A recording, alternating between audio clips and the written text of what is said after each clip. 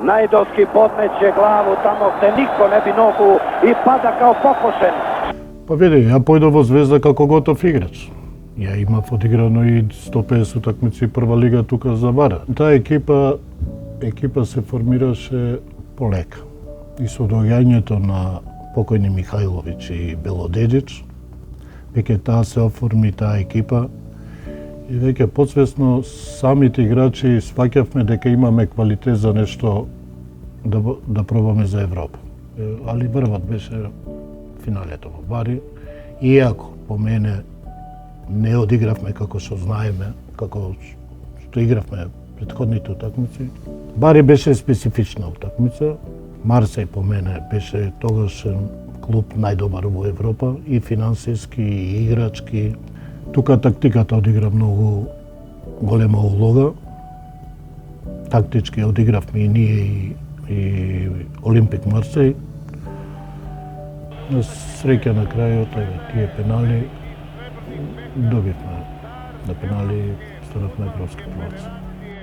Pogledajte oduševljenje tih naših momaka, njihovih navijača ovde u Bariju. Имам прашање за Соколо на преварот. Чувствата опишете ми ги во Бари и во Токио. Да, тежината е по мене Бари не може да се мери. Исто големината на тој пехар во Токио беше оде, али за мене врвот на секој играч е европски првац.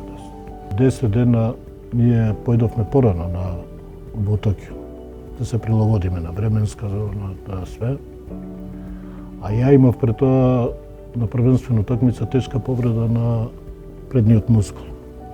Никој не очекуваше дека ќе играме. Таква беше повредата да и јас сам не верувам.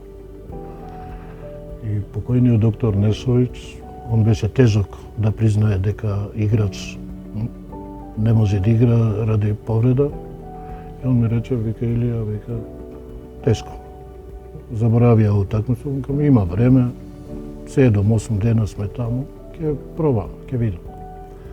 И како доаѓа денот до утакмицата, веќе ја осеќам дека мора ова утакмица се игра. Одиграв таа утакмица на ризик мој, што можев и кариерата тука да ја завршам, али пак ќе кажам, ако работиш честно, поштено, оној одгоре ми врати да ја го подигнам пехарот. И веково ќе остане дека светски првак, јас сум го подигнал тој пехар со Црвена звезда. Интерконтинентални куп предао je kapitenu, zameniku Dejana Savićevića ili Najdovskom.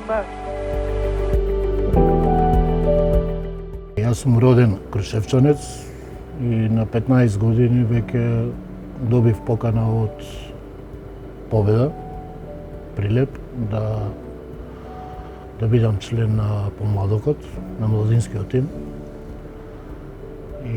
А тогаш, у тоа време, за да добиеш покана од Победа, беше стварно голема работа.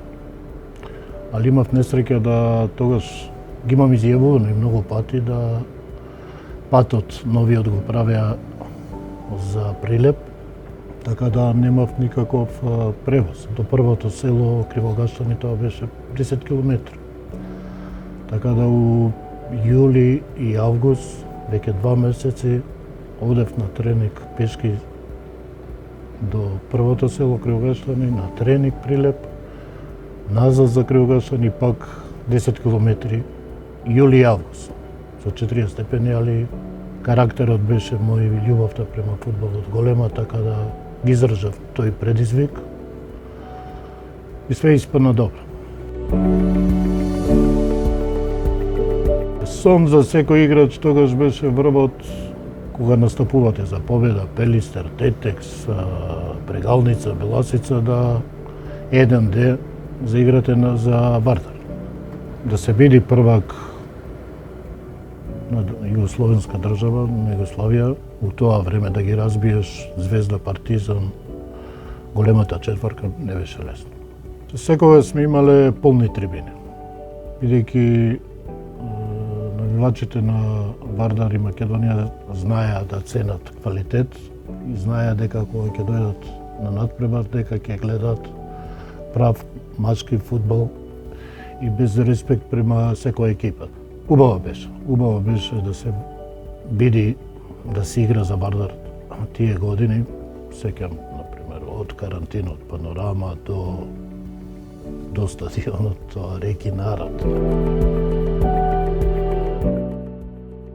Još jednom Najdovski ipak je ustao, uhvatio se za glavu, dobio je udarac direktno u čelo, ali junak je Ilija Najdovski, zato ga zvezdini navijači obožavaju. Се збореше дека јас сум бил некој играч кој удирал, ја у моја кариера, од почеток до крај на кариера, неам повредено играч. А разликата од да си грубијан и машки фудбал, тоа е голема разлика. Али кај нас во Југославија тогаш се направи на фама, грубијан или ја никогаш во живот неам повредено играч да излези, нека се јави еден играч кој, например, јас сум направил старт да не може да игра утакмицата, да излезе. Али машки да, како што беше фудбалот у цела Европа. Тогаш се дозволуваше машки фудбал да се игра. Машки фудбал, цврст фудбал. По мене карактерот на тој играч за Бокшич, Ален Бокшич, Хајдук, таков карактер, мирен човек беше и секој со него сум имал проблем. Дали карактерот, добрината на тој играч, понашањето на терен, не можам да играм она моето како што сакам.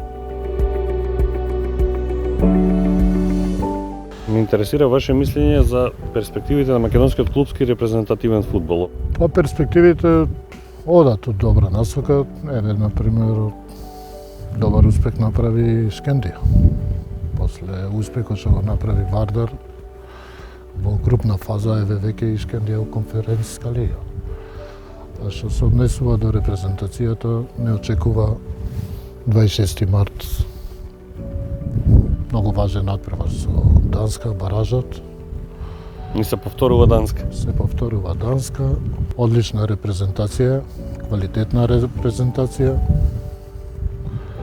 Али добро рече и председателот на последната пресконференција да кој не верува да не се качува авион. Верувам во овие играчи, раководството на федерацијата направи све и ќе направи све да имаат секакви услови, али најважното од нив зависи. И имаат услови со новото раководство, со председателот Масе Ромерович, така да све зависи од играчите. Ја верувам, секогаш сум бил оптимист и тоа ме е красело да гледам само напред. Треба да поштува секоја репрезентација, али треба да се поштува сам себе. Ако не се поштува сам себе, нема ни они да те поштуват. Највише сакам да овој период играчите, репрезентативци да бидат стандардни во своите клубови и кога ќе дојдат за таа многу важна утакмица против Данска, да бидат такмичарски спремни.